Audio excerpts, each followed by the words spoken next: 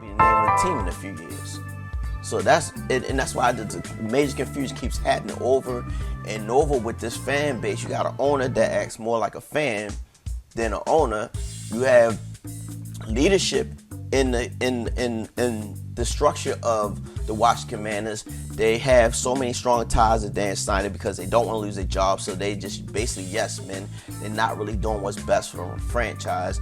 And I'm telling you, I remember going to orientation because like I said, your Prince George's County Fire Department runs the EMS units and everything for the Washington Commanders. And I remember when they were still the Redskins at this time, and you went to orientation, and there was the do's and don'ts. Don't let Dan Snyder catch you cheering for another team. He doesn't like that, of course, but he gets highly upset. And there's certain other things that you're told not to do.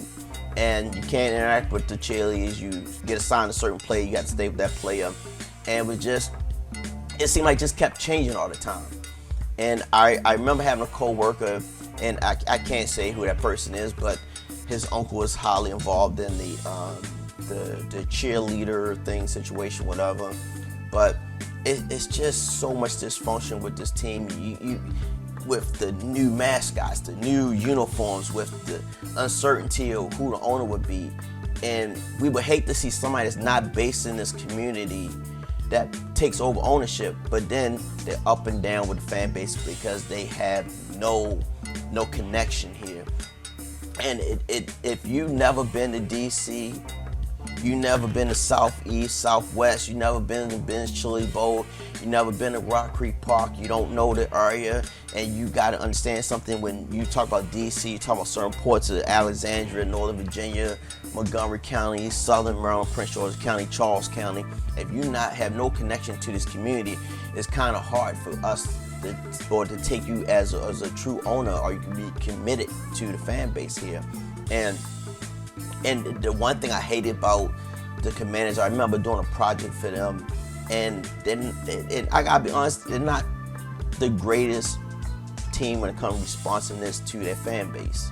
It's all about, it seems like it's just a well-oiled machine business. It's about profit, not so much about the fan base in this area. And if anybody remembers, well, I guess it's still happening now, but if the FedEx Field seated over 100,000 people, first was 90,000, they expanded to over 100,000, but the team was not filling in those seats, so they would cover up the top portion of the upper deck part of the stadium. And then when games were televised, it seemed like the cameras would never go up to a certain part of the stadiums because you didn't want to see that they had gotten rid of those seats, whatever. And a few years ago, they were giving out tickets that were for $4.99 to the Washington Redskins at the time, whatever, Washington football team, and they still couldn't even pack the stadium because nobody wanted to come see that.